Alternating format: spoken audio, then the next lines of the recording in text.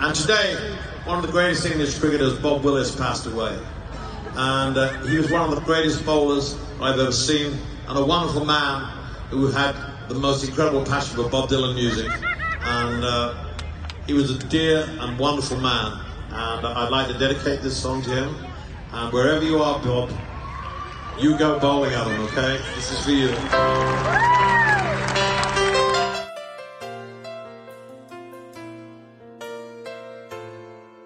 In early January 2016, Bob had a urinary tract infection, and we'd probably also noticed that his urine flow was a bit slower than it had been before, and he went to the doctor and had a PSA test.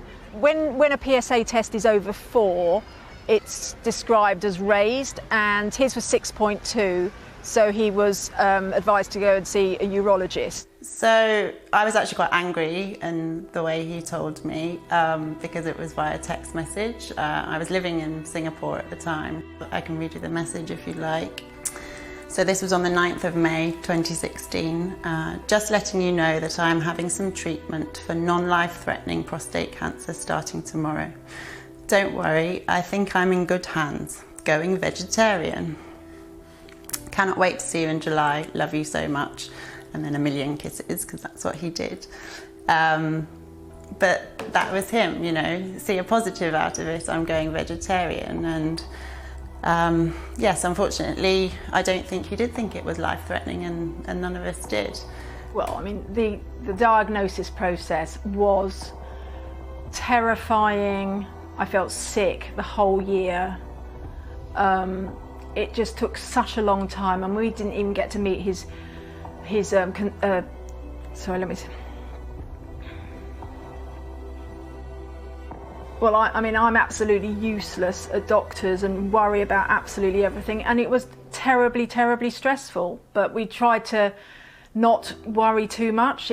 Tried not to let it, you know, affect our lives too much. I kept upbeat for him, he kept upbeat for me, but it was terrifying going to those appointments. We went through a couple of years where Bob had some treatments and then some breaks in treatment, and he was able to keep working and keep travelling. And during that time, Bob and Lauren went overseas. They went to Australia and New Zealand. They visited his daughter Katie.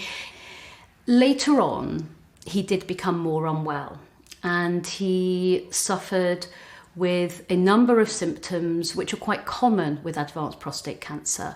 He had some urinary symptoms. He had pain at times because he had secondaries in his bone that needed painkillers or radiotherapy. He also became very anemic, and he was needing to have blood transfusions every 2 weeks, pretty much. And so that became much more of an impact on him and on Lauren and on his daily quality of life. Again, we didn't know, even at that stage, I knew the liver was bad and, you know, sort of the worst it could get to, but I thought we still had time. I arranged to fly back and luckily got to see him for his last few days, but, you know, we were still sort of making plans, and he was still wanting to do more treatment. And I remember Lauren and I, on the Monday, took him to hospital, and both of us had to sort of carry him into the car, which, being 6'6", was quite a challenge. But at no point then did I think he would never be coming back. And literally he went into hospital, and 2 days later he died. He spent something like 30 days of his last 60 in hospital, and yeah, and his demise was incredibly quick. And even though, well, it was just a massive shock. Even though you could see he was iller, thinner, he wouldn't eat, he didn't like wine. He died pretty quickly, really, and it was a massive shock.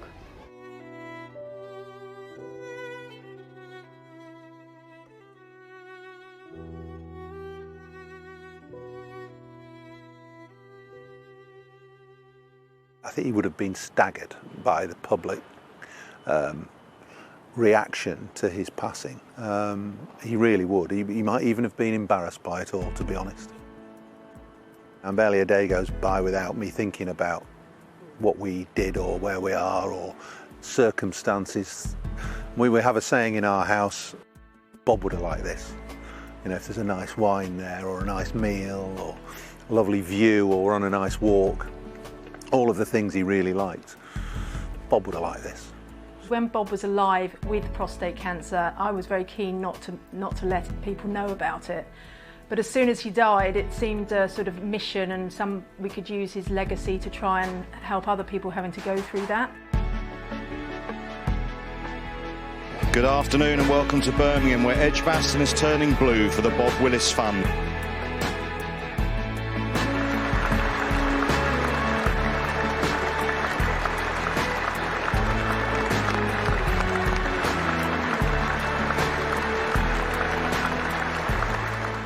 Last year we raised almost £400,000. I mean, it was such a special day. I couldn't have ever imagined of something like that. Bob wouldn't have been able to believe it and would probably have been very embarrassed. But everybody's support, the crowd, Edgbaston Sky, the ECB, it just really made it, the weather, and we're just really hoping for the same again this year, or even better if possible.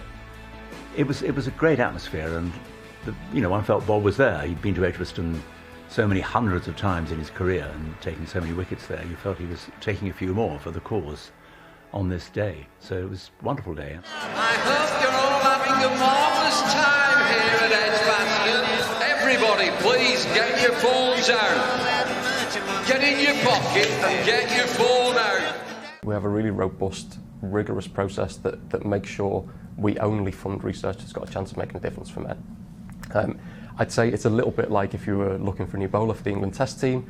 You wouldn't just go to a club game and the first bowler who got a fifer, you'd put in the England cricket team. You'd assess their stamina, their fitness. It's very similar. Every time we launch a funding round, we get sometimes up to 40 or 50 applications for funding. We then work with the Bob Willis Fund to give them, I guess, a menu of the research we funded to see which ones they're particularly interested in, and they then select those from the ones that we've already chosen. We've spent quite a large amount of the money on a research project for Dr. Jennifer Monkley at Newcastle University via Prostate Cancer UK. She's trying to find a better version of the PSA test, and that is the be-all and end-all to prostate cancer research. If we could get a better, more accurate test. Another project we're supporting is Professor Colin Cooper at the University of East Anglia, and he's working on a urine test that will be sent in the post to men, where they send a sample and they can discover whether you've got prostate cancer and how aggressive it is. And that seems to me to be a really lovely way forward if that could work as a national screening programme. The money raised by the Bob Willis Fund is going towards a research programme in improving targeted screening in men at increased risk of prostate cancer at the Institute of Cancer Research. That will enable us, we hope, to find prostate cancer earlier when it's more likely to be cured, and so that we don't have to use treatments that have higher risk of side effects. Well, it's very important to raise funds for prostate cancer, or as one should probably say, against prostate cancer, because this is a disease which took dear Bob Willis away from us, and also kills about one man in every 45 minutes in the UK, which is terrible. Men are notoriously bad at confronting illness or going to doctors or referring themselves. So the more publicity and awareness around this, then the better that is, because early diagnosis and good diagnosis, I'm not saying it would have saved Bob's life, but it may have altered the last few years of his life, or it may have extended his life. And I think everybody would agree that can only be a good thing.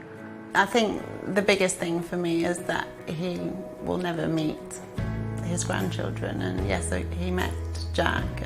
Jack was 2 when he died, and Jack remembers him, and we'll show him photos and tell him stories and things, but he never met my youngest, Bobby.